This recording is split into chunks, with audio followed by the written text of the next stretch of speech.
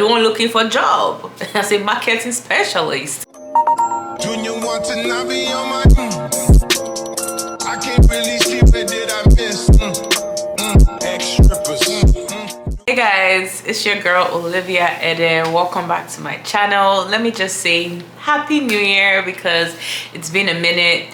And yeah, your girl is right here in your screen. This is not AI, this is not DeepSeek, this is not ChatGPT. I am here in the flesh and I'm here gracing your screen with my beautiful face.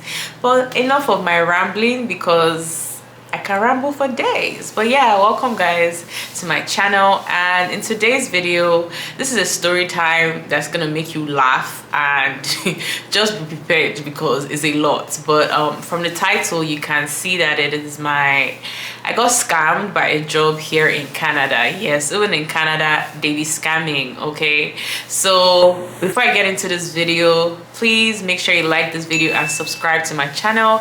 It's gonna encourage me to, you know, show up. When I first came into Canada, I was looking for a job very passionately. I needed to, these bills were not playing and I need to get a job ASAP. And my discipline or my line of study is marketing, communications, advertising, basically marketing. And so I was looking for jobs in this, you know, same niche, so that it's not a big switch from what I was doing in Nigeria to Canada. And you know, I would just be putting my resume everywhere. I was getting calls, most of them were even scam calls. I'm like, where did these people get my number from? But I was getting some interviews, and then this one stuck out to me because it was like, oh, we'd like to have an interview with you.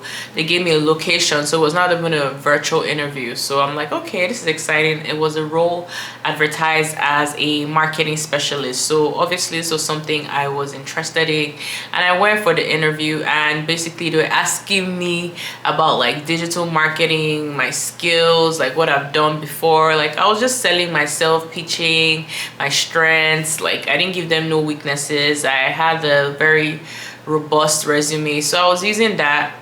But I will say that this quote-unquote organization, it wasn't their office. It looked like a place where you rent a cubicle, not a cubicle per se, but you just rent a space. It seemed to have different organizations in that building, which was a bit sketchy. But I'm new to Canada. I'm not gonna let this stop me. They called me for an interview, and they're it was ending of the year, so they're oh, we'll call you for the second interview in, I guess, January. So I'm excited. This looks prominent. Why not? Why not? I'm here for it. So the second interview comes, and they're it's not even an interview. They're oh, we like you, we just love you. In fact, we'll give you the offer right now and there, which was, you know, dodgy. Mind you, I didn't have some of my documentations because I just came, but they're it does not matter, we just want you, blah blah blah, can you start now? I'm hold up, I just need a new few days to, you know, put myself in order. They're yeah, sure.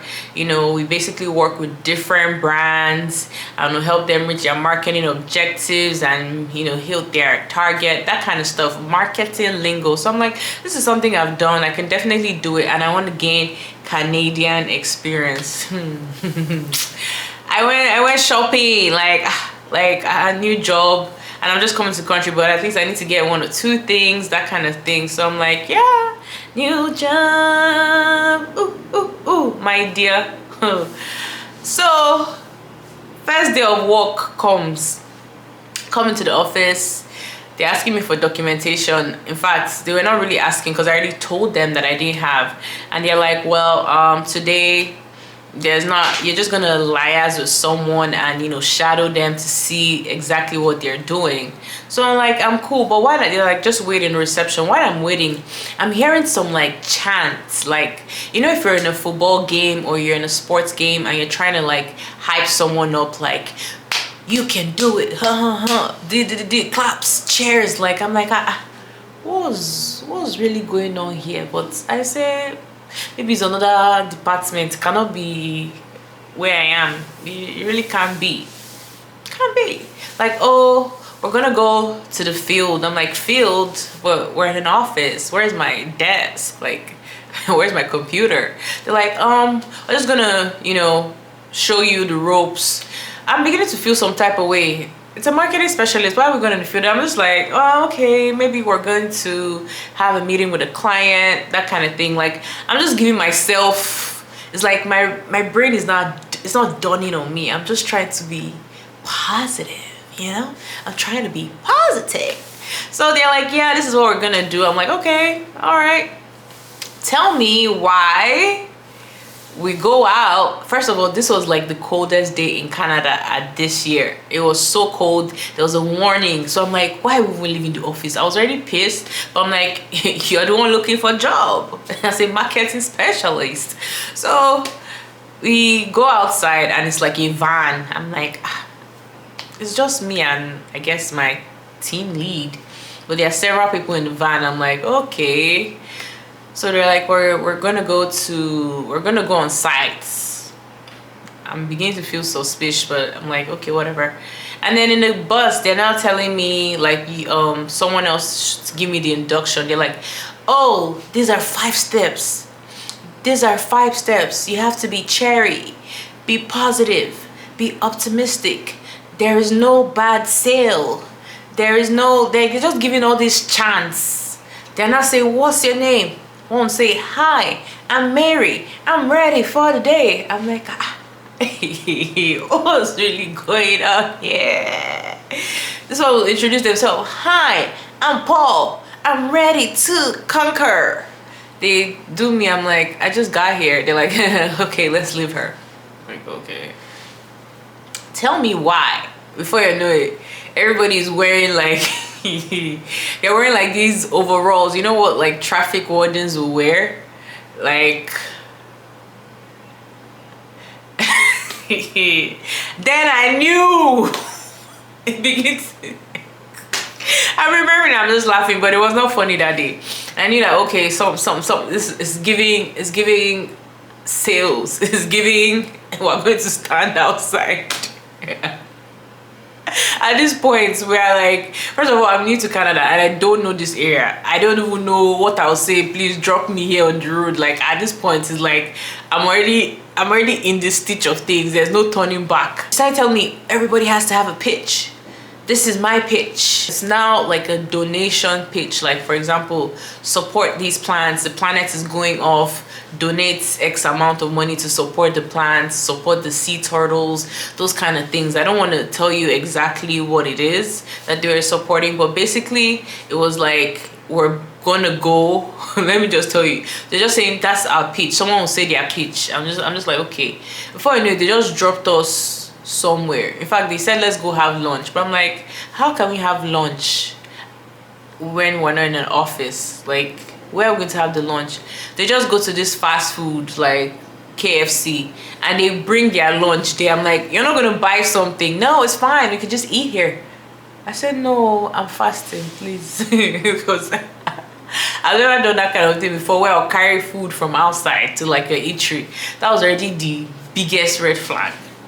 They finish having their lunch, you get in the car. That's how they just give us this olden days map, like old school map, not a GPS, nothing, like just a map. And they're like, you're gonna cover from this block to this block.